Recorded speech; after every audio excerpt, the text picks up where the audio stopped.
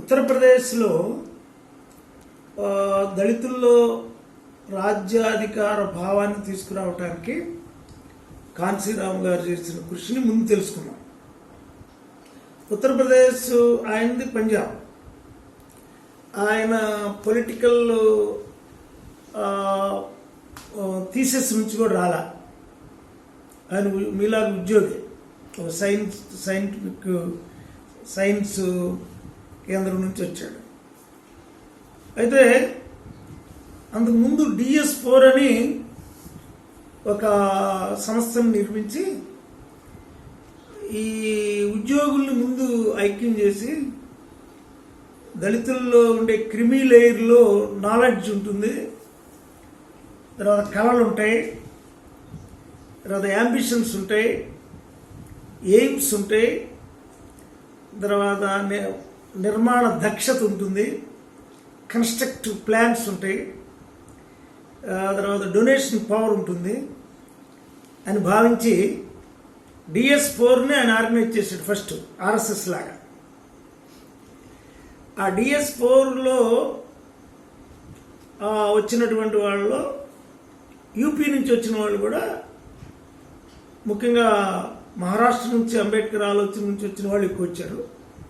తర్వాత యూపీ నుంచి వచ్చిన మేధావులు మిలాంటి వాళ్ళు కొన్ని ఇన్స్టిట్యూషన్స్లో చదివి ఈ సమాజాన్ని మార్చాలి, సామాజికంగా రాజకీయంగా మార్చాలి అనే భావాలు ఉన్నటువంటి వాళ్ళు DS4లో ఉన్నారు. అనేక సెమినార్లు జరిగిన తర్వాత రాజ్యాధికారం మెయిన్ కీ అని అంబేద్కర్ చెప్పిన దాని వైపు వెళ్దామని వాళ్ళు అప్పటికి పొలిటికల్ నాలెడ్జ్ లేని ఏరియాని యూపీని ఎన్నుకున్నారు.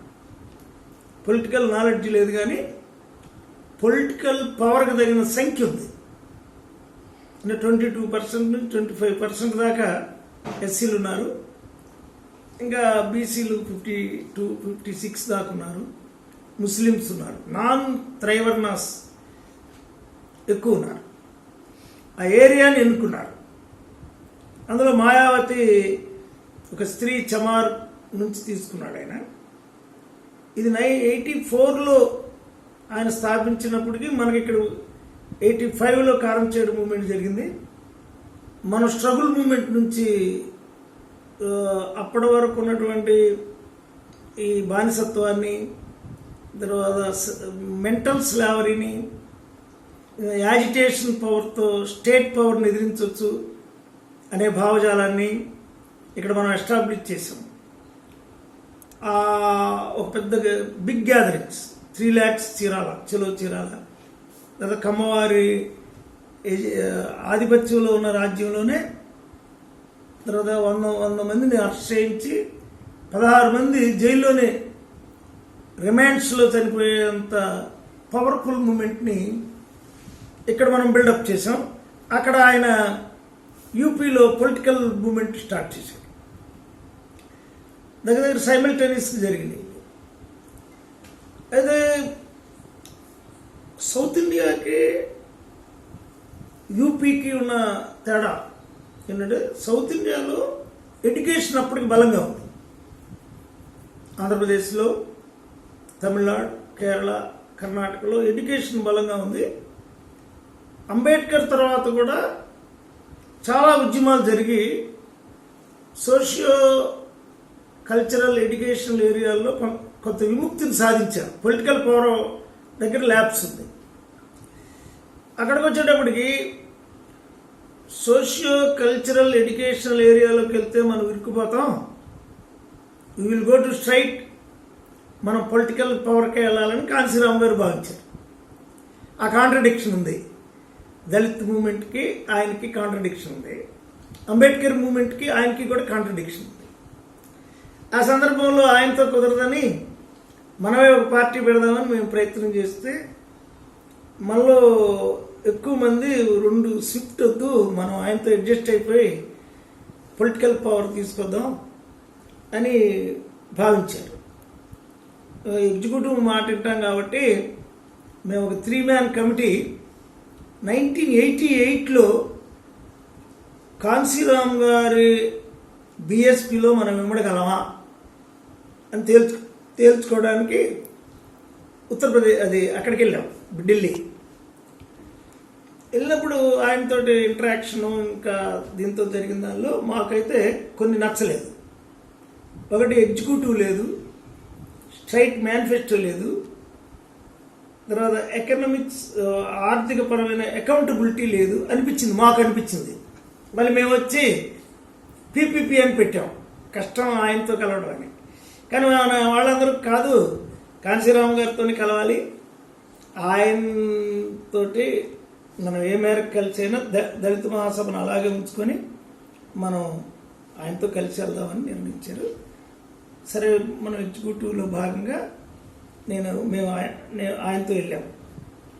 ఆయనతో వెళ్ళినప్పుడు కాంట్రడిక్షన్ నడుస్తుంది. కానీ బీఎస్పీలో ఉన్న పాజిటివ్ అంశాలు ఏంటంటే, బీఎస్పీ రాజకీయ భావజాలాన్ని సింప్లిఫై చేసింది. మనకు అంబేద్కర్ గారి దగ్గరికి వచ్చేటప్పటికి philosophical alternative culture, Hindu alternatives, Manusmriti దహనం, తర్వాత ఎస్టీ ఎస్సీ బీసీ మైనార్టీలందరినీ ఫిలసాఫికల్గా సోషల్ స్ట్రక్చర్లో ఏకం చేయటం, కుల నిర్మూలన భావంతోనే వాళ్ళని ఏకం చేయటం, బ్రాహ్మణవాద భావజాలానికి ప్రత్యామ్నాయంగా ఏకం చేయటం, ఆ ప్రత్యామ్నాయ రాజ్య వ్యవస్థను నిర్మించటం, ఈ పెద్ద స్ట్రక్చర్ ఉంటుంది అంబేద్కర్ దగ్గర. అప్పుడు నేను 1000 పేజీలు భారత రాజకీయాలు అంబేద్కర్ దృక్పథం అని బుక్ రాసి కూడా సబ్మిట్ చేశాను. అదే కాంశీరామ్ గారు, ఇది మనం పెట్టుకుంటే మనం ముందుకెళ్ళాం, ఇది మీ మనసులోనే ఉంచుకోండి, మనం టెక్నాలజీతో వెళ్దాం అన్నారు. సరే, మేము అంబేద్కర్ రైట్లుగా ఆయన చెప్పిన టెక్నాలజీ ఫాలో అవుతాం, కానీ ఫిలాసఫీని వదులుకోంగా. ఫ్రెండ్షిప్పే. మేమిద్దరం బాగా క్లోజ్ ఉండేవాళ్ళం.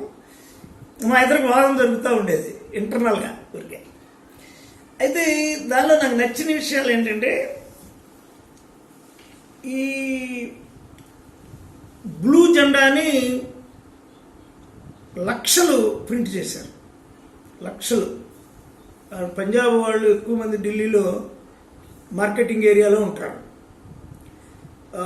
నాకు తెలిసి ఇద్దరం, అంటే వాళ్ళ ఇంట్లో ఎక్కువ మంది వెళ్ళరు, ఆయన ఇంట్లో కూర్చుని అంత అందరూ నాకు సన్నిహితత్వం ఉంది. ఆయన వచ్చిన డబ్బున్నల్లా కంటెంట్కి వాడాడు, ఎక్కువ జెండాలు వేయించాడు. నాకు తెలిసి 2 కోట్ల జెండాలు వేయించాడు, 2 కోట్ల జెండాలు వేయించాడు. సౌత్ ఇండియాకు కూడా ఒక 50 లక్షలు పంపించారు. ఆ జెండా ఏం చేసిందంటే, కాంగ్రెస్ని అప్పటికున్నటువంటి జెండాలన్నింటినీ డామినేట్ చేసింది. జెండా ఐడెంటిటీ తీసుకొచ్చింది పీపుల్. 2, ఆయన దగ్గర నచ్చింది ఏంటంటే, ఈ చిన్న సాధనాలతో పెద్ద రాజ్యాన్ని కూలుద్దాం అని క్లాసులు చెప్పేవాళ్ళం. చిన్న సాధనాలు, సైకిల్ బాగా వాడాడు. సైకిల్ కూడా నేను జనరల్ సెక్రటరీ ఉన్నప్పుడు మేమిద్దరం కలిసి ఆలోచించి ఇక్కడ కూడా మేము ఒక 5,000 సైకిల్ బుక్ చేసాం. ఆంధ్రప్రదేశ్లో కూడా కార్యకర్తలకు ఇచ్చాం సైకిల్. ఆ సైకిల్ వల్ల ఏమైందంటే ఉత్తరప్రదేశ్లో రోడ్లు లేవు, లింక్ రోడ్లు. వాళ్ళు వెళ్ళలేని ప్రదేశానికి బీఎస్పీ వెళ్ళగలిగింది, కారు వెళ్ళలేని జీప్ వెళ్ళలేని ప్రదేశానికి బీఎస్పీ వెళ్ళగలిగింది, అక్కడ జెండా ఎగరేయగలిగింది. 2, ఆయన దగ్గర నచ్చింది ఏంటంటే, పొలిటికల్ ఫిలాసఫీని పెద్దగా చెప్పకుండా పెన్నుతో ఒక చిన్న క్లాత్ చెప్పేవాడు. ఈ పెన్ను ఉంది, మనం ఎస్సీ ఎస్టీ ఎస్సీ బీసీ మైనార్టీలు 85%, 15% మాత్రం ఓసీలు, బ్రాహ్మణ క్షత్రియ వైశ్యులు, శూద్రులో భూస్వాములు. మనం అందరం ఏకమైతే వీళ్ళని కోల్చొచ్చు అనేది ఓ 15 మినిట్స్ అదే పదే చెప్తారు. అది ఇలిటరేట్స్కి బాగా ఎక్కింది. అప్పుడు 3 సాధనాలు వాడారు. ఒకటి సైకిల్, 2 బులుగు జెండా, 3 పెన్తో క్యాప్స్. 4 వీళ్ళందరూ చేయలేని పని, పొలిటికల్ లీడర్స్ చేయలేని పని, ఈ బూత్ కమిటీలు పెట్టారు. అప్పటికి పొలిటికల్ స్ట్రక్చర్ అందరూ వల్ల కాంగ్రెస్ బలంగా ఉంది. అప్పటికి ముందు బ్రాహ్మణికల్ 1 పార్టీ అని పేరు పెట్టాడు. తర్వాత ఎస్పీ ఏర్పడింది. వాళ్ళకి హిస్టారికల్ గ్రోత్ ఉంది, హిస్టారికల్ ఐడియాస్ ఉన్నాయి, లోహియా థాట్స్ ఉన్నాయి. తర్వాత యాదవులు ఎస్సీల కంటే బెటర్గా ఉన్నారు కొన్ని ఏరియాస్. అంటే వాళ్ళ అవేకనింగ్, ఆలోచన విధానం, మిడిల్ క్లాస్ ఎక్కువ బెటర్గా ఉన్నారు. హిందూసే, దళితులు కూడా హిందూసే ఎక్కువ. అదే మనం ఈ ఆల్టర్నేటివ్ హిందూయిజం ఎక్కువ చెప్తే ఈ ఫార్ములా పోతుందేమో అని ఆయన భావించాడు కాంశీరామ్ గారు. నేను కూడా ఆయనతో ఉండేవాడిని. నాకు తెలిసి ఈ 5 క్యాడర్ని గ్రాస్ రూట్లో సైకిల్ మీద వెళ్ళడం, చిన్న ఫార్ములాతో పాలిటిక్స్ చెప్పడం, ఎస్సీలందరూ తమ ఓటు తామే వేసుకుంటే రాజ్యాధికారం వస్తుంది, బీసీలందరూ తమ ఓటు వేసుకుంటే రాజ్యాధికారం వస్తుంది, 2 కలిపితే ముస్లింలు కూడా కలిపితే ప్రామినెంట్గా మనమే పరిపాలించవచ్చు, వాళ్ళకి మనం రిజర్వేషన్ ఇవ్వచ్చు. ఇలాంటి చిన్న చిన్న మాటలు బాగా ఎక్కినాయి. మన రాజ్యం మనం చేసుకుందాం, మనం వాళ్ళకు ఓటు ఎందుకు వేయాలి, మన ఓటు మనం వేసుకుందాం. ఇది ఫార్ములా. ఈ ఫార్ములా ఆంధ్రప్రదేశ్లో నువ్వు బాగా తీసుకెళ్ళాలి. కొంతకాలం అంబేద్కర్ థాట్స్ పక్కన పెట్టి అంటే అంబేద్కర్ అంటే ఆయనకి వ్యతిరేకత ఏం లేదు, కానీ దీంతో మేము అంబేద్కర్ నుంచి వెళ్ళిన నేను పెద్ద సాటిస్ఫై కాదా. టెక్నాలజీ మారిపోతూ ఉంటుంది, ఆల్టర్నేటివ్ అంటే వినేవాడు, నా మాట తప్పకుండా వింటాడు ఆయన. ఎందుకంటే మేమిద్దరు తమిళనాడులో తిరిగేటప్పుడు తమిళనాడు టూర్కి నన్నే తీసుకెళ్ళాడు, కేరళ, కర్ణాటక అన్ని కలిసే తిరిగేవాడు, ఇతర దేశాలు కూడా ఇద్దరు వెళ్ళాం. అయితే నేను చెప్పింది ఏంటంటే పొలిటికల్ పవర్తో పాటు పెరియార్ రామస్వామి ఆల్టర్నేటివ్స్ తీసుకొచ్చాడు, అందుకు నిలబడింది తమిళనాడు. మనం పెరియార్ మేళా పెడదాం, పెరియార్ మేళా పెడితే సౌత్ ఇండియన్ లింక్ వస్తుంది. ఒకటి ఆంధ్రప్రదేశ్, తమిళనాడు, కర్ణాటక, కేరళ సోషల్ మూమెంట్స్ బలంగా ఉన్నాయి. వీళ్ళందరూ పొలిటికలైజ్ అవుతారు ఒకటి, మీరు కల్చరలైజ్ అవుతారు 2. విన్నాడు ఆయన. దగ్గర 35 కోర్సు బడ్జెట్తో ప్లాన్ చేసింది. అయితే హ్యూజ్గా అవసరమైతే మనీ ఖర్చు పెడతారు. ఇందులో రైళ్లు వేసాం, అన్నీ నేనే కన్వీనర్గా ఉన్నాను. రైళ్లు వేసాము, లక్నో నింపేశాము, బ్లూ జెండాలు ఎగరేసాము. కాకపోతే నేను మాట్లాడేటప్పుడు రాముడు హంతకుడు అన్నప్పుడు కొంచెం ఆయన కొద్దిగా కొంచెం స్లో చెప్పినాడు. రాముడు హంతకుడు అని ప్రకటించాం అక్కడ. నేను చెప్పాను అంబేద్కరిజం లేకుండా మీరు వెళ్తే టెక్నాలజీ కాజేస్తారని చెప్పాను. అదే జరిగింది. చివరికి బ్రాహ్మిన్స్ సైలెంట్గా ఈయన అబ్జర్వ్ చేశారు. బ్రాహ్మిన్స్ నెంబర్ ఎక్కువ అక్కడ. ఏమి ఆపరేట్ చేస్తున్నాడు కాంశీరామ్ అనేది చాలా జాగ్రత్తగా ఆపరేట్ చేశారు. ఆయన అబ్జర్వ్ చేశారు. సంఖ్య చేస్తున్నాడు ఈయన. అదే సంఖ్యలో మళ్ళీ మనం ట్రై చేద్దామని కాంగ్రెస్ దెబ్బతిన్న దగ్గరికి బీజేపీ వచ్చేసింది. తర్వాత ఎస్పీలో సోషల్ థాట్ లేదు. ములాయం సింగ్ యాదవ్ ఒక సర్పంచ్ని నేను నాతో అన్నాడు, ఒక సర్పంచ్ని నేను సీఎంగా చేస్తున్నాను. అయితే ఒక బీసీ ఫస్ట్ టైం అక్కడ విపి సింగ్ లాంటి వాళ్ళు, కళ్యాణ్ సింగ్ లాంటి వాళ్ళు, నెహ్రూ, అనేక మంది stalwarts of Brahmin, stalwarts of Singhs ఉన్న దగ్గర నేను చేస్తున్నాను. ఆయనకు మరి అంత జ్ఞానం ఉందా లేదా అని ఆయన ముందే అనుకున్నాడు. అలాగే జరిగింది. తర్వాత మాయావతి గారిని చేసేటప్పుడు ఆల్టర్నేటివ్స్ ముక్కలు ముక్కలు చేసినప్పుడు ఏ ముక్కతోనైనా గెలవచ్చని బీజేపీతో గెలవడినప్పుడు కొంచెం మేము విభేదించాం. అప్పుడు కూడా డిబేట్ జరిగింది. నేను అక్కడ ముక్కలు ముక్కలు చేసినాక నేను ఏ నాకు ఈ ప్యాకెట్ రాదు, వాళ్ళు ఏదో భాష మాట్లాడతారు, ఏ ఆశయం తీసుకోవచ్చు ఏదో తీసుకోవచ్చు, ఆట కట్టడం ముఖ్యం అంటే నాకు రాదు కాబట్టి పెద్దగా అర్థమయ్యేది కాదు. కానీ మన అవతలోని ముక్కలు ముక్కలు చేసినాక మనం ఏ ముక్కతోనో వెళ్ళి మనం విన్ అవ్వాలనే కాన్సెప్ట్ ఉంది.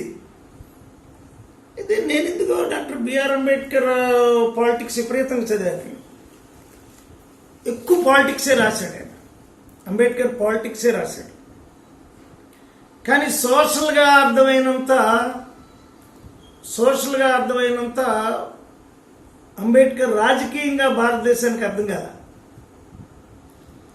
1936లోనే పార్టీ పెట్టి బాంబేలో ఆయన 15 సీట్లకు 13 కొట్టి జనరల్ సీట్లలో కూడా 2 సాధించిన మేనిఫెస్టోలు ఫస్ట్ తయారు చేసి కమ్యూనిస్ట్ పార్టీ రాకముందే పార్టీ పెట్టి ఆల్టర్నేటివ్స్ ఏంటి, ఈ దేశానికి ఆల్టర్నేటివ్స్ ఏంటి, alternative party, what is the political party, పార్టీకి వెనక ఫిలాసఫీ ఉండాలి, తత్వం ఉండాలి.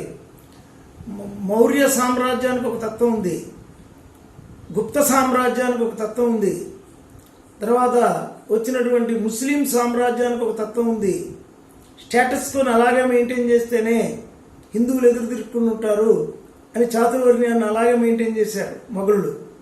బ్రిటిష్ వాళ్ళు వచ్చిన తర్వాత స్టేటస్ కోని మెయింటైన్ చేస్తూ కూడా డౌన్ ట్రాడన్ పీపుల్ కొంత అప్లిఫ్ట్ చేయాలి, మన మద్దతుదారులు పెంచుకోవాలి అని బ్రిటిష్ వాళ్ళు సంస్కరణకు వచ్చారు. అంటే ఇండియన్ హిస్టరీని, కల్చర్ని, పాలిటిక్స్ని డైలెక్టికల్గా లోతుగా అధ్యయనం చేసిన వాడు అంబేద్కర్. ప్రపంచంలోనే అంత పొలిటికల్ థాట్ ఉన్నవాడు లేడు. అది కాంశీరామ్ గారికి తెలిసే అవకాశం కూడా లేదు. నా చర్చల్లో అంత లోతుగా చదవద్దు, మన సమాజం ముందుకెళ్ళలేమనేది, టెక్నాలజీతో ముందుకెళ్ళాలి తప్ప, సోషల్ పొలిటికల్ టెక్నాలజీతో ముందుకెళ్ళాలి తప్ప అంత లోతు ఇలిటరేట్ కొద్దు అనేది ఆయన ఉద్దేశం. కానీ నేను ఫెయిల్యూర్ అప్పుడు కూడా నేను ఉన్నాను. ఫెయిల్యూర్ అప్పుడు వారితో ఉన్నాము. ఆయన అంటే నాకు చాలా అభిమానం. ఆయన డెడికేషన్, కన్విక్షన్, కమిట్మెంటు, వర్క్మెన్షిప్ అన్నీ నాకు ఇష్టమే. లేదా 6 సంవత్సరాలు చిన్న డిస్ప్యూట్ కూడా మా ఇద్దరికి లేదు, చాలా మందికి వచ్చింది కానీ మా ఇద్దరికి లేదు. నేను ఎప్పుడైనా అభిప్రాయాలతో విభేదిస్తా కానీ వ్యక్తులతో తగాదు పెట్టుకోదు. మా ఇద్దరు డిబేట్స్ కూడా బుక్ వస్తుంది. అయితే SP pure Hindu party, Lohia భావాలు పైకి తీసుకున్నప్పటికి కూడా అది హిందూయిజము. ఇప్పుడు వీళ్ళకి కూడా కొంత మైథాలజీ ఉంది. ఉత్తరప్రదేశ్లో జాతవులకి, దళితులకి, మాంగులకి, చమారులకి వెనకటి మైథాలజీ ఉంది. హరిశ్చంద్రుడు, కాశీని పాలించేటటువంటి హరిశ్చంద్రుడు తాను బ్రాహ్మణుడు ఒక విశ్వామిత్రుడికి, రాజర్షికి రాజ్యాన్ని ఇస్తాడు. రాజర్షికి యజ్ఞయాగాల గురించి ఇంత ధనం ఇస్తానని ఒప్పుకుంటాడు. ఆ యజ్ఞయాగాల గురించి ధనం ఇస్తానని ఒప్పుకున్నది చాతుర్వర్ణ్య వ్యవస్థను రక్షించటం అనే అంశం మీద వచ్చిన వివాదంలో ఆయన రాజ్యాన్ని కోల్పోవాల్సి వస్తుంది. అప్పుడు విశ్వామిత్రుడు ఏం చెప్తాడు, చాతుర్వర్ణ్య వ్యవస్థే లేదు, మాతంగి కన్నీ నేను చేసుకోమన్నాను, మృత్యువులో గొప్పది చంద్రమతి కంటే గొప్పది నేను చేసుకోమన్నాను. అప్పుడు నీకు రాజ్యం అంటే తెలియట్లేదు, చాతుర్వర్ణ్య వ్యవస్థ రాజ్యం కాదు, బ్రాహ్మణులు నిన్ను మోసం చేశారు అని అప్పుడు ఆ సందర్భంగా ఆయన ఓ ఫిలాసఫీ చెప్తాడు విశ్వామిత్రుడు. అసలు ఆర్యావర్తం అని పేరున్నది చండాల రాజ్యం. ఇది చండాల రాజ్యం, మంద కాదు, ఇది ఆర్యులది కాదు. ఈ చండాలుడు అనేటటువంటి వాడు తాత్వికుడు. జ్ఞానం అంటే ఏంటి, సమాజం అంటే ఏంటి, జీవితం అంటే ఏంటి, మరణం అంటే ఏంటి, మరణిస్తే ఏం జరుగుద్ది, ధనం అంటే ఏంటి, సంపద అంటే ఏంటి తెలుసుకున్నవాడు.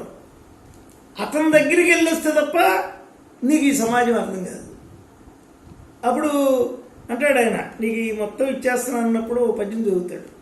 దేవబ్రాహ్మణ మాన్యముల్ విడిచి, దేవబ్రాహ్మణ మాన్యముల్ విడిచి, భక్తి సప్తబోధోధివేష్టిత భూవలయమెల్లా నీకు దానంబుగా అంటాడు. నువ్వు నాకేం దానం చేసావా? దేవుడు, బ్రాహ్మణులు, మాన్యం మొత్తం పోయినాక నాకేం వచ్చింది?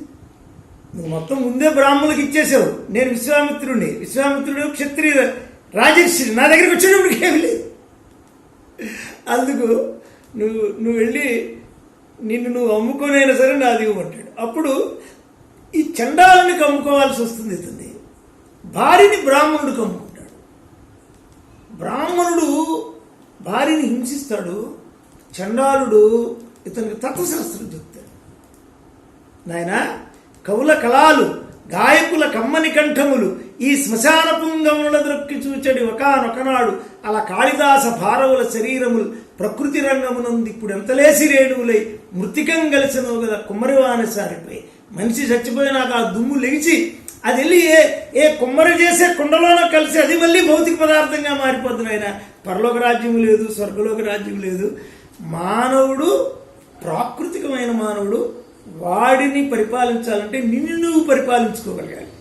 నీ మీద నీకు ఆధిపత్యం ఉన్నప్పుడే ప్రపంచాన్ని మీద ఆధిపత్యం వస్తుంది అనే ఫిలాసఫీని గౌరవ చంద్రోపాఖ్యానం నుంచి జాషువా గారు పద్యంగా రాశాడు. అంటే వాళ్ళకు కొంత మైథాలజీ ఉంది. ఈ రాజ్యం మాదే అనే భావం ఉంది ఉత్తరప్రదేశ్లో. నేను చాలా గ్రామాలు తిరిగాను కదా. వాళ్ళు విద్య లేకపోవచ్చు, వాళ్ళకి తాత్కాలికంగా వాళ్ళు అణగారినట్టు కనపడవచ్చు, కానీ వాళ్ళ మనసులో ఏముందంటే ఇది బ్రాహ్మణ రాజ్యం కాదు, ఇది చండాల రాజ్యం అని ఉంది. అది వాళ్ళ మనసులో ఉండబట్టే, ఆ హిస్టారికల్ డెప్త్ ఉండబట్టే ఈ ఉత్పత్తి క్రమం అంతా మాదే. ఆగ్రా నిర్మించింది మేమే, అక్కడ పరిశ్రమలు, చెప్పులు కుట్టే పరిశ్రమ మాదే, ఆ ఉత్తరప్రదేశ్ మొత్తంలో వ్యవసాయ సంస్కృతి మాదే, మా పునాది నుంచే వచ్చింది అనేది దళితులకున్నంతగా యాదవులకి లేదు. ఇంకా యాదవులకున్న మైథాలజీలో ఫిక్షన్ ఎక్కువగా. అర్జునుడు, కృష్ణుడు క్షత్రియ రాజ్యంతో ఫ్రెండ్షిప్ చేయడం కోసం అర్జునుడికి క్షత్రియులకి చెల్లెలు ఇస్తాడు. అంటే ఇంటరాక్షన్స్ ఆఫ్ అంటే యాదవులు క్షత్రియులు కలిశారు.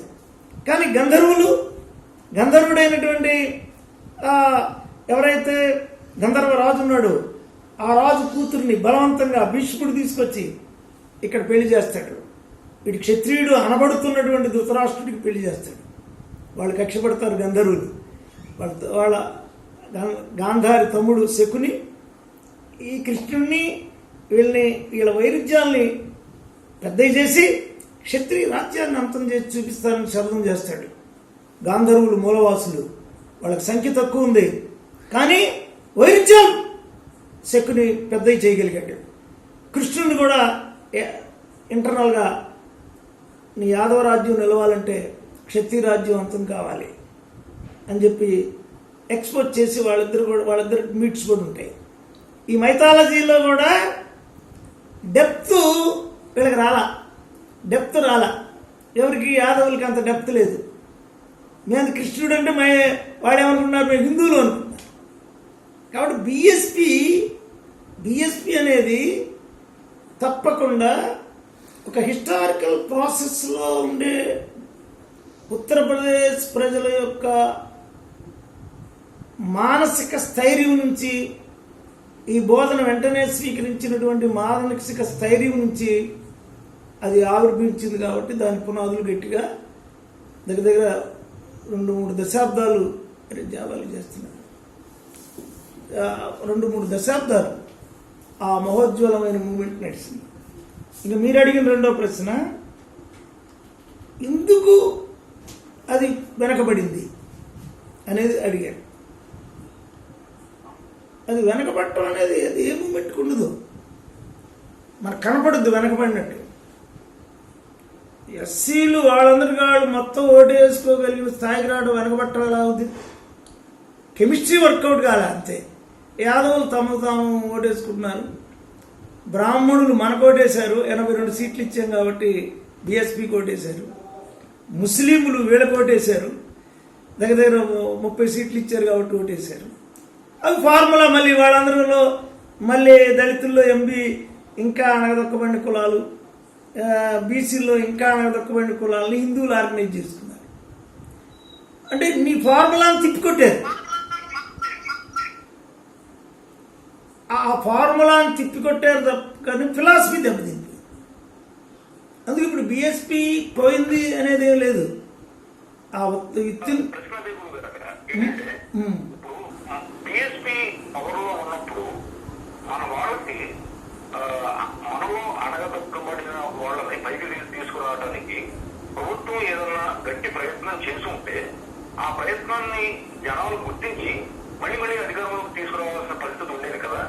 వాళ్ళు వేరే వైపుకి ఎందుకు వెళ్లాల్సి వచ్చింది? అంటే అటువంటి ప్రయత్నాలు జరగలేదా, లేకపోతే జరిగినా సరే ఎవరు పట్టించుకోలేదా అనేది నా ప్రశ్న. లేదు, బీఎస్పీ వచ్చిన వెంటనే 2 acres ల్యాండ్ని దళితులందరికీ ఇచ్చారు, మోటార్ ఇచ్చారు, ఆ మోటార్కి ఫ్రీ కరెంట్ ఇచ్చారు, పోలీస్ ప్రొటెక్షన్ ఇచ్చారు, ఎడ్యుకేషన్ క్యాంపులు పెట్టింది. నేను పెరియార్ మేళాను బుక్ రాశాను, ప్రోగ్రామ్ అంతా ఏం చేసిందో. ఇండియాకే నమూనాగా ప్రోగ్రామ్ చేశారు ఆవిడ.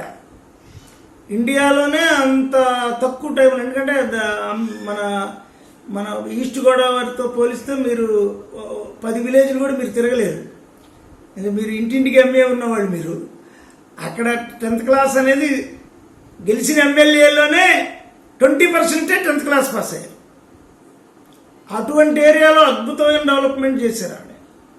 ఆ డెవలప్మెంట్ భారతదేశం బిత్రపోయింది. డెవలప్మెంట్ గురించి వాళ్ళేం వెనక్కలేదు. ఎప్పుడు ఆ ఓటింగ్ ఎప్పుడు తగ్గలేదుగా. ఓటింగ్ కాదు, కెమిస్ట్రీ తగ్గింది. దళిత ఓటు ఇప్పుడు నేను బాపట్లో నిలబడ్డానంటే ఎస్సీలు అందరూ ఓటేశారు, 23,000 ఓట్లు. ఎస్సీకి పుట్టిన ప్రతి ఒక్కడు అన్నకే ఓటేయాలని శబ్దం చేశారు. అప్పుడు వాళ్ళు ఎస్సీలు మొత్తం 21,000, మరి 23,900 వచ్చినాయి. అంటే ఇంక ఎస్సీలు మొత్తం వేశారు, ఇంకా అదనం కూడా వచ్చినాయి. అంటే ఎస్సీలు ఒక్కళ్ళు వేసే పాలిటిక్స్ కాదుగా ఇప్పుడు మంది. ఎస్సీలు, బీసీలు, మైనారిటీలు ఈ సెగ్రిగేట్ అయిన తర్వాత కానీ ఆ ఓటు బ్యాంక్ అలా ఉండబట్టేనేగా పాలిటిక్స్ నడుస్తుంది. ఆ ఓటు బ్యాంక్తోనే సీట్లు రావు, అది ప్రాబ్లం. ఇప్పుడు యూపీకిను ఆంధ్రప్రదేశ్కి మీరు పోల్చుకోబాకండి. మీ ఆంధ్రప్రదేశ్లో ఈస్ట్ గోదావరిలో మనం తిరిగితే ఇంటికి ఎంఏ పాస్ అయిన అమ్మాయిలు 60% ఉన్నారు. అక్కడ 10th పాస్ అయిన వాళ్ళని, 10th కాదు అసలు హాస్టల్స్ ఆమె స్టార్ట్ చేసింది. పాపం వాటర్ లేదు, వాటర్ ఆమె ఇచ్చింది. విద్యుత్ లేదు, విద్యుత్ ఆమె ఇచ్చింది. తర్వాత పొలం ఈయటం కాకుండా మోటార్ వేసి విత్తనాలు ఇచ్చి ఎరువులు ఇచ్చి మొత్తం రీకన్స్ట్రక్ట్ చేశారు మాయావతి గారు. అందుకని ఆమె ఇప్పటికే లాంటి ముఖ్యమంత్రి భారతదేశంలో ఇంతవరకు ఎవరు లేరు. అందుకు వెనక్కి వెళ్ళలేదు, వెనక్కి వెళ్ళరు. అందుకే మీకు మైథాలజీ మీకు ఓపిక లేకపోయింది ఎక్కడ. ఎందుకంటే ఒక మాయావతిని బట్టే దళితులు కాదు, అక్కడ దళితులకే డిటర్మినేషన్ ఉంది. దిస్ ల్యాండ్ ఈజ్ అవర్స్ అనే ఒక స్టోరీ ఉంది వాళ్ళ దగ్గర. ఇప్పుడు మన ఈస్ట్ గోదావరి పొలిటికల్గా వెనకబడింది. ఎందుకు వెనకబడింది? బానిసలు ఎంత చదువుకున్నా మానసిక బానిసలు ఎక్కువ ఈస్ట్లో. మానసిక బానిసలు మనకు యూపీలో తక్కువ. మానసిక బానిసలు అంటే ఎవడో ఒకడికి లొంగిపోయి ఉంటారు. కోట్లు వేసుకుంటారు, సూట్లు వేసుకుంటారు, బూట్లు వేసుకుంటారు, ఏదో ఒక ఎంపీకో ఎమ్మెల్యే దగ్గరకో లొంగిపోయిన వాళ్ళు ఎక్కువ సంఖ్య ఉంటారు. అలా యూపీలో ఉండరు. వాళ్ళు ఒక డిటర్మినేషన్కి వచ్చిన తర్వాత వాడు గోసి పెట్టుకున్నా, వాడు పేదరికంలో ఉన్నా కమిట్మెంట్ ఎక్కువ ఉంది యూపీలో. అది మాయావతి పోయి మరొకళ్ళు వచ్చినా ఆ కమిట్మెంట్ పోదు. అందుకు పొలిటికల్గా ఇంకా స్ట్రాంగ్ ఉన్నారు వాళ్ళు.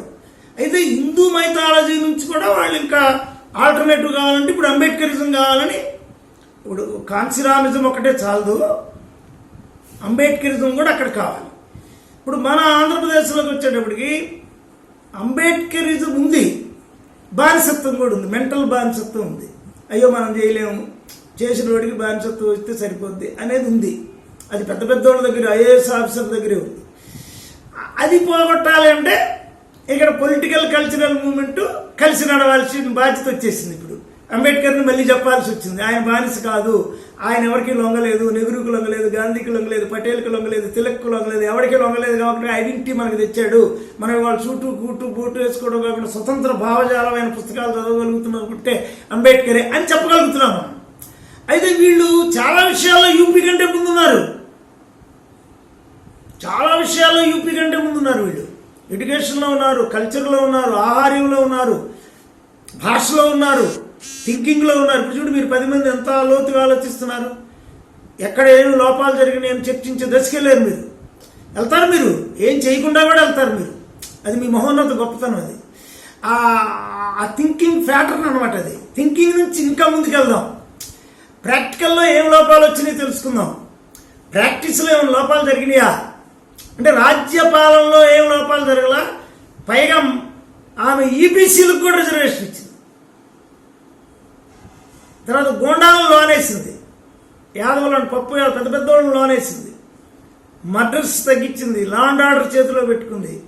కాశీని రిలిజియన్ నుంచి పక్కన పెడదామని మేము ఆలోచించి ఆగ్రా కాశీ కంటే కూడా అత్యున్నతమైన అంబేద్కర్ పార్క్ అని 1000 కోట్ల రూపాయలతో అంబేద్కర్ పార్క్ని నేను డిజైనింగ్లో నేను ఉన్నాను. అక్కడ దగ్గర అంబేద్కర్, మహాత్మా పూలే, పెరియారు, నారాయణ గురు, జలకర్రీబాయి, తర్వాత భారతదేశంలో ఉండే అంబేద్కర్ యొక్క ఆలోచన విధానం ఉన్న వాళ్ళందరినీ ఓల్డ్ హిస్టరీ నుంచి బొమ్మలు వేసేసాం. 120 బొమ్మలు వచ్చినాయి. ఆ ఫార్ములే ఇప్పుడు విజయవాడలో జరగబోతుంది. అది మాయావతి గారిలో ఒక చిన్న అంటే వాళ్ళు ఏదో స్కామ్స్ కంటగట్టారు కానీ వండర్ఫుల్, చాలా గొప్ప వర్క్. అందుకెనక్కల్లా ఎస్పీ బిఎస్పీ వైరుధ్యం తప్పకుండా ఉంటుంది. వాళ్ళు హిందువులు, వీళ్ళు ఆర్యన్లకు వ్యతిరేకంగా పోరాటకుని ఉన్నవాళ్ళు. అది గుర్తుపెట్టుకోండి. ఆర్యులకు వ్యతిరేకంగా పోరాటకుని ఉన్నవాళ్ళు వీళ్ళు. అందుకు యాదవులకి వీళ్ళకి ఎప్పుడు సోషల్ కాంటాక్ట్ లేదు, ఇంటర్ క్యాస్ట్ లేవు. వాళ్ళ స్థాయికి వీళ్ళని ఎదిగించాలని ఆ ప్రయత్నం చేయడాన్ని వాళ్ళు ద్వేషపడ్డారు. యాదవులు అందరికీ ల్యాండ్ ఉంటుంది, వీళ్ళకి లేదు. వీళ్ళకి ల్యాండ్ ఇచ్చేసింది. నేను కూడా ఉన్నా సీఎం ఆఫీసులో, వ్యాసం కూడా రాశా. కంప్యూటర్లు పెట్టి టైప్ చేసి ఎక్కడ ల్యాండ్ ఉందో లొకేట్ చేసి ఇట్టక్కడ, అది నేను ఏపీలో చేయమన్నా. తలా 2 ఎకరాలు ఇవ్వండి అని పోరాడుతున్నాం. మన రాజ్యం వస్తే కానీ జరగదు. అది లేదండి. యూపీలో అంబేద్కర్ భావజాలం అనేది టెక్నాలజీకి అడ్డొస్తుందనే ఒక చిన్న తప్పు కాన్సిరామ్ మనసులో ఉంది తప్ప మిగిలిన ఎక్కడా మనం తప్పట్లేదు. ఈ రోజుకి మీరు ఒక 1000 గ్రామాలు వెళ్ళొచ్చు, భూల్ జెండా ఎగురుతూనే ఉంటుంది. చాలా నేను ఎందుకు మైతాలు చెప్పింది, చండాల రాజ్యం అని పేరు దానికి. మరి చివరికి హరిశ్చంద్ర ఉపాఖ్యానంలో ఎంతోమంత స్టోరీలో హిస్టరీ ఉంటుంది కదా. మరి హరిశ్చంద్రుడు ఎవరి దగ్గరికి వెళ్ళాడు? తత్వశాస్త్రం తెలుసుకోవడానికి ఎవరి దగ్గరికి వెళ్ళాడు? చండాలుడి దగ్గరికి వెళ్ళాడు కదా. అది మనకి అదేం లేదండి, ఫార్ములాస్ మారుతాయి. ఇప్పుడు మీరు ఒక 10 మంది జేఎన్టీలో చేరిన వాళ్ళు మీరు వెళ్ళి ఒక ఆలోచన చేస్తున్నారు. మీ ఆలోచన నిన్న బ్రాహ్మిన్స్ 10 మంది మళ్ళీ ఒక చోట మీటింగ్ చేసుకుంటారు. ఆర్ఎస్ఎస్, విశ్వ హిందూ పరిషత్తు, బీజేపీ అందరూ చూడు, వాళ్ళు అంత తక్కువ కింద నుంచి వచ్చిన వాళ్ళే ఈ సమాజం మారాలి, మనోళ్ళకి ఏం చేద్దాం అనుకుంటుంటే మనం కూడా ఏం చేద్దాం, వాళ్ళు ఇప్పుడు ఫార్ములా క్యాచ్ చేస్తారు. ఇప్పుడు మీరన్నీ ఫార్ములాలు క్యాచ్ చేసిన వాళ్ళేగా. ఐటీ అంటే అదేగా, ఎవడో ఒకటి కనిపెట్టిన దాన్ని మీరు క్యాచ్ చేసి వాళ్ళకంటే కూడా అభివృద్ధి చెందితేనే కదా. మీరు కాలిఫోర్నియా వెళ్ళి అక్కడ కంపెనీకి సీఈఓ చేయగలిగిన దశకి ఒక కాకినాడలో ఉన్నటువంటి వ్యక్తి అంటే చేపలు పులసలు, తర్వాత చేపల కూరలు, తర్వాత ఏంటి రకరకాల వినోదాలు ఆనందాలు అనుభవించడంలో పేరున్న ప్రాంతం, విద్యకి ఆనందానికి పోటీ పడే ప్రాంతం అది. అక్కడి నుంచి మీరు అందరం వెళ్ళారంటే ఈ వినోదాన్ని పక్కన పెట్టి మిగిలిన వాళ్ళకంటే కూడా పోటీలో ముందొచ్చి విద్యకి ఎక్కువ విలువిచ్చి కష్టాలు పడి ఇతర ప్రాంతాలకు వెళ్ళినప్పుడు దాన్ని ఎట్లా అడ్జస్ట్ చేసుకోవాలో బ్రెయిన్లోకి దాన్ని తీసుకొని మళ్ళీ ఆ లాంగ్వేజ్ నేర్చుకొని మళ్ళీ వాడిని డామినేట్ చేసి వివక్షని ఎదిరించి మీరే వాళ్ళని వివక్ష చూడగలిగిన దశకి మీరు వెళ్ళారు. లేకపోతే ఈ థాట్స్ రావు కదా అంటారు. అది చర్చ జరగాలి. యూపీలో ఇప్పుడు ఆర్ఎస్ఎస్, బీజేపీ, విశ్వ హిందూ పరిషత్తు మా కాంశీరామ్ గారి ఫార్ములాని వాళ్ళు కాజేశారు, అంటే క్యాచ్ చేశారు, అధ్యయనం చేశారు. అమిత్ షా చాలా కాలం ఉండి అక్కడ యూజీలో ఉన్నప్పుడు అతను ఎలా వెళ్తున్నాడో అధ్యయనం చేశాడు. నేను ఆయనకి కాంశీరామ్ గారికి చెప్పాను, ఎనీ టెక్నాలజీ ఇతరులు కాపీ చేయడానికి, అదే అంబేద్కర్ని కాపీ చేయలేరు. అంబేద్కర్ని ఎందుకు కాపీ చేయలేరు? వాళ్ళ పునాదుల్ని తవ్వే ఫిలాసఫీ చెప్పాడు. వాళ్ళ పునాదులు, బ్రాహ్మణుడు అనే శబ్దమే లేదు. బ్రాహ్మణుడు శంకరజాతి వాడు, నువ్వే శంకరజాతి వాడు అయినప్పుడు ఇంకొకటి శంకరజాతి అనడం ఏంటి? నువ్వు భారతదేశానికి వలస వచ్చావు. భారతదేశాన్ని ఆక్యుపై చేసింది విభజన సిద్ధాంతంతో. కింద వాళ్ళని విభజించడం, పై 3 వర్ణాలని కలపటం. పై 3 వర్ణాలనే మేము విభజిస్తే, క్షత్రియ బ్రాహ్మణ వైశ్యులను విభజిస్తే నువ్వు కూలిపోతావు కదా. మరి అంత లోతైన ఫిలాసఫీ చెప్పాడు కాబట్టి అంబేద్కర్ని కొట్టలేరాడు. అంబేద్కర్ని కొట్ట ఆయన పాదాలకు నమస్కరించాల్సిందే. ఫార్ములా క్యాచ్ చేయలేదు. ఎందుకు క్యాచ్ చేయలేరు? నువ్వు ఎవరికి భయపడ్డావు? భారతదేశం మూలవాసుడికి భయపడ్డావు. భారతదేశ నదీ నాగరికతను సృష్టించిన వాడికి భయపడ్డావు. ఏ లాంగ్వేజ్ అయినా నేర్చుకోగలిగిన స్టామినా ఉన్నవాడికి భయపడ్డావు. సూర్యుడిని, చంద్రుడిని, చీకటిని ఆవాహనం చేసుకొని నువ్వు ఊరికి బయటికి నెట్టిన బతికిన వాడిని, జీవించిన వాడిని, సెల్ఫ్ రెస్పెక్ట్ ఉన్న వాడికి భయపడ్డావు నువ్వు. ఎందుకు? నీకు శ్రమ లేదు. శ్రమ లేని వాడు శ్రమజీవికి భయపడటం అది సహజం. నీకు టూల్స్ లేవు, ఉత్పత్తి పరికరాలు లేవు. నా దగ్గర కొడవలు ఉంది, మా నాన్న దగ్గర కొడవలు ఉంది, 1000 ఎకరాలకు వచ్చాడు. నా దగ్గర పెన్ను ఉంది, ఏ బ్రాహ్మణుడు రాయనంత రాసేసాను. అందరు బ్రాహ్మణులు కలిసి రాసినందుకు నేను ఒక్కడనే రాశా ఆంధ్రదేశ్లో. అంటే దగ్గర 1,00,000 పేజీలు రాసాం. బ్రాహ్మణులు అందరూ కలిసి కూడా అంత రాయలేరు. అది శ్రమజీవి పుట్టిన వాటి దగ్గర సాధ్యం. మరి అంబేద్కర్కే సాధ్యం. ఎలా సాధ్యమైంది? ఒక అస్పృశ్యుడిగా మరి ఉన్నవాడు అన్ని ఖండాల్లో చదవడం ఎలా సాధ్యమైంది? మరి ఇక్కడికి వచ్చి కులం లేదని చెప్పడం అంటే ఎలా సాధ్యమైంది? అందుకు ఈయన్ని క్యాచ్ చేయలేదు. కాంశీరామ్ గారిని చేశారు, మా కళ్ళ ముందే చేశారు. అది మా ఇద్దరికి కూడా డిబేట్ జరిగింది. ఈవెన్ ఇవాళ పెరియార్ని కూడా క్యాచ్ చేసేవాడు. పెరియార్ రామస్వామి చౌదరి ఉన్న దగ్గరే మళ్ళీ బ్రాహ్మిన్ ల్యాండ్ రివైవ్ అవుతుంది. జయలలిత వచ్చిన దగ్గర నుంచి దేవాలయాల పునరుద్ధరణ జరుగుతాయి, అన్నీ జరుగుతాయి. వాటిని ఎదుర్కొని, ఎందుకంటే మీరు 2వ పాయింట్ చెప్పింది చాలా ముఖ్యమైన విషయం. మీరు ఫస్ట్ చెప్పినప్పుడు 2వ పాయింట్ చెప్పారే, అది చాలా ముఖ్యం. అంబేద్కర్ ఏం చెప్పాడు? క్రీస్తు పూర్వం 7వ శతాబ్ది నుంచి 1927 మనుస్మృతి తగలబెట్టే వరకు స్టేటస్కో నడిచింది, అస్పృశ్యత అలాగే నడిచింది. ఇన్ని 2700 సంవత్సరాలది 20 ఏళ్ళలో ఫార్ములాతో కొడదామంటే సాధ్యం కాదు. డెఫినెట్గా 200 ఇయర్స్ పడుతుంది. 200 ఇయర్స్ మనం పెట్టుకోవాలి. 200 ఇయర్స్లో ఎన్ని తరాలు వస్తాయి? ఒక 50 తరాలు వస్తాయి. ఇప్పుడు మనం 70 ఏళ్ళకి వచ్చాం. ఇప్పుడు గ్రోత్ బ్రాహ్మిన్స్తో పోల్చుకుంటే బలంగా ఉంది. మీ జేఎన్టీవీ చూడండి, లేదు ఆంధ్రదేశంలో ఉన్న టీచర్స్ సంఖ్య చూడండి. 1920లో మన టీచరే లేడు.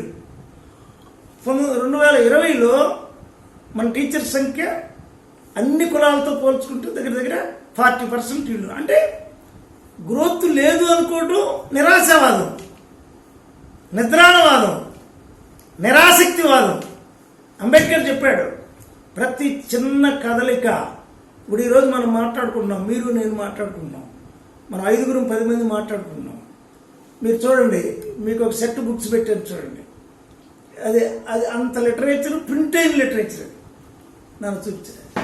అంటే నలుగురు ఆర్డర్ ఇచ్చారు, ఒక్క సెట్ ఇంత ఉంది. అంటే ప్రింట్ అయింది, ప్రింట్ అయిపోయినవి కూడా కలిపితే ఇంత ఎత్తు వస్తుంది. మన దగ్గర 30 పుస్తకాలే ఉన్నాయి, 74 రాస్తే 30 ఉన్నాయి. అంటే ఫార్ములా, అంబేద్కర్ ఫార్ములాలో నేను కాంశీరామ్ గారికి ఏం చెప్పాను, మీరు డాక్యుమెంటేషన్ చేయండి. హౌ టు గెయిన్, మనం ఎలాగా పొలిటికల్ టెక్నాలజీ ముందుకు తీసుకెళ్తాం చేయండి. అంటే నేను రోజు మార్చేవాడిని ఎలా చేస్తానన్నాడు. మరి అంబేద్కర్ డాక్యుమెంట్ ఈ రోజుకి ఎందుకు ఉంది? ఫిలాసఫీ అది, సోషియాలజీ అది, అందులో ఆంథ్రోపాలజీ ఉంది, మానవ పరిణామ శాస్త్రం ఉంది. మానవుడు మారతాడంతే. మానవుడు గెయిన్ చేస్తాడు. మానవుడు తన మీద ఆధిపత్యం వహిస్తాడు, ఆ తర్వాత సమాజం మీద వహిస్తాడు, తర్వాత రాజ్యం మీద వహిస్తాడు. ఈ ఫార్ములా నడుస్తుంది అనే ఒక కాన్ఫిడెన్స్, ఒక క్రియేటివ్ కాన్ఫిడెన్స్ ఇచ్చాడు ఆయన డాక్టర్ బిఆర్ అంబేద్కర్. అందుకే మనం ఇంతమంది ఏర్పడ్డాం, మనందరం ఏర్పడ్డాం, ఒక్కడి వల్ల ఏర్పడ్డాం మనం. మరి కాంశీరామ గారికి కూడా నేను చెప్పాను, సార్ మీరు మీ చేతిలో పెన్నుతో పాటు అంబేద్కర్ కూడా ఉండాలి, అప్పుడు మీరు సౌత్ ఇండియా మొత్తాన్ని జయించగలుగుతారు. రెండు ఉండాలని చెప్పాను. మీ చేతిలో పెన్ను ఉండాలి, ఈ పక్క అంబేద్కర్ ఉండాలని చెప్పాను. అది కొన్నిసార్లు మనమే అనుకుంటారు, కొంతమంది నేనే అనుకుంటారు. నేనే అనుకున్నాను అనుకోండి, ఏం లేదు, నేనేముంది అంబేద్కర్ ప్రచారకుడినే, కానీ నేను కొత్తదేం కనిపెట్టాను. నేను చిన్నప్పుడే ఒక ఓత్ తీసుకున్నా. అంబేద్కర్ గారు కుల నిర్మూలన చెప్పాడు, విద్య చెప్పాడు, సమాజం చెప్పాడు. అవి చెప్పుకుంటూ వెళ్దాం. మనం కొత్తగా కనిపెట్టేది ఇప్పుడు వస్తుంది, ఫార్ములా వస్తుంది. అంటే న్యూ టెక్నాలజీకి ఇప్పుడు మనం ఈ జూమ్లో మాట్లాడుకుంటున్నాం, అది కొత్తది. అంతేగాని మనం కొత్తగా చెప్పేది లేనంత చెప్పేశాడు ఆయన. ఒక 200-300 సంవత్సరాలు జరిగిన ఫార్ములా ఇచ్చేసాడు ఆయన. అది నేను ఒకసారి మీట్ జరిగింది, శరద్ యాదవ్, పాస్వాను, విపి సింగ్ గారు, మేమందరం కూర్చున్నాం. లండన్లో కూడా నేను విపి సింగ్ గారు డిబేట్ చేసినప్పుడు విపి సింగ్ గారు ఒకటి రిలైజ్ అయ్యాడు, శూద్ర కులాలకు అంబేద్కర్ తెలియకుండా సమాజం రాదు అన్నాడు. లండన్ హౌస్ ఆఫ్ కామన్స్కి అంబేద్కర్ శత జయంతికి వెళ్ళాం కదా, ఒకే హోటల్లో దిగాం. నేను రిలైజ్ అయింది ఏంటంటే, ఆయన చెప్పాడు, నేను రిలైజ్ ఇందిరాగాంధీ గారి దగ్గర కూడా పనిచేశాను నేను. ఆమెకి ఏం తెలియకుండా నేను అన్నీ తెలుసు అనుకుంటుంది. ఇక ఎవరికో నెహ్రూ గారికి పుట్టినందువల్ల ఆమెకి భారతదేశం ఎలా తెలుస్తుంది, భారత గ్రామమే ఆమెకు తెలియదు. భారతదేశంలో అస్పృశ్యత అనే శబ్దం ఉంటుంది కానీ దాని తీవ్రత తెలియదు. స్త్రీ అణిచివేత అనే శబ్దం ఉంటుంది కానీ దాని తీవ్రత తెలియదు. అలా డెప్త్గా డిబేట్ చేశాడు విపి సింగ్ గారు. అందుకనే ఆయన శత జయంతి ఆయన చిత్రపటాన్ని పార్లమెంట్లో పెట్టాడు. రిలైజ్ అయిన వాళ్ళు అగ్రకులాలు కూడా ఉన్నారు. మరి శరద్ యాదవ్ కూడా కొంత, నేను అంబేద్కర్ని చదివినాక నాలో పీసీలకు అంబేద్కర్ ఏం చేశాడు అనే థాట్స్ రావాలి అన్నాడు శరద్ యాదవ్ కూడా. అది నితీష్ కుమార్కి రాలా. నితీష్ కుమారు అంబేద్కర్ నిర్లక్ష్యం చేశాడు. దాంతో ఇప్పుడు బీజేపీ ఆయన ఆక్యుపై చేసేస్తుంది. అంబేద్కర్ని నిర్లక్ష్యం చేసిన వాడు ఎంత గొప్పవాడైనా వాడికి టెక్నాలజీ మిగులుద్ది. గడియారం ఒకటి చేస్తాడు, 100 గడియారాలు వస్తాయి. నువ్వు జనసంఖ్యను కలుపుకుంటూ వెళ్తే నన్ను రాజ్యం అంటావు. వాడు పైనుంచి కింద కలుపుకుంటూ వచ్చాడు. కింద నుంచి నువ్వు పైకి కలిపితే వాడు పైనుంచి కింద కలుపుతాడు. ముస్లింలను ఒక్కళ్ళని ద్వేషిస్తే హిందువులు ఏకమవుతారనే ఫార్ములా పట్టుకున్నాడు. ఇప్పుడు నువ్వు కులానికి పదును పెడితే వాడు మతానికి పదును పెట్టాడు. ఈ భారతదేశాన్ని ముస్లింలు హిందూ దేవాలయాలను పడగొట్టి ముస్లింలు మసీదులు కట్టారు, రకరకాల వాదనలను బయటికి తీసుకొచ్చాడు. హిందూ విద్యాలయాల్ని పడగొట్టి వాళ్ళు ముస్లిం ఉర్దూ పారసీక భాషలు తీసుకొచ్చి మన కల్చరే లేకుండా చేశారు అని కొన్ని తెచ్చాడు. తెచ్చి ముస్లిం వ్యతిరేకతలో, క్రైస్తవ వ్యతిరేకతలో, క్రైస్తవులు యూపీలో లేరు, మన ఆంధ్రప్రదేశ్లో ఇప్పుడు రాబోతుంది, వాళ్ళు తెచ్చారు. అంటే ఒక వ్యతిరేకత నుంచి ఒక సమీకరణం తేలామని అంబేద్కర్ చెప్పాడు. ఒక అవగాహన నుంచి ఒక సమీకరణం తేవాలి కానీ ఒక వ్యతిరేకత నుంచి ఒక సమీకరణం తేలం. హిందువులు మీరు హిందువులు కాదు అని చెప్పాడు. ఇప్పుడు నమ్ముతున్నారు మీరు హిందువులు కాదు, నేను భారతీయులను అనుకున్నంత వరకు నువ్వు భారతదేశంలో ఉన్న ప్రజలందరినీ నా సోదరులు అనుకోలేవు. అప్పుడు నీ కాన్స్టిట్యూషన్ ఎలా అవుతుంది? నీ కాన్స్టిట్యూషన్ ఎలా నమ్ముతాను? అంటే నువ్వు భారతదేశంలో బతుకుతూ నాన్ కాన్స్టిట్యూషనల్గా బతుకుతున్నావు నువ్వు, అంత మాట అన్నాడు ఈవెన్ నెహ్రూని.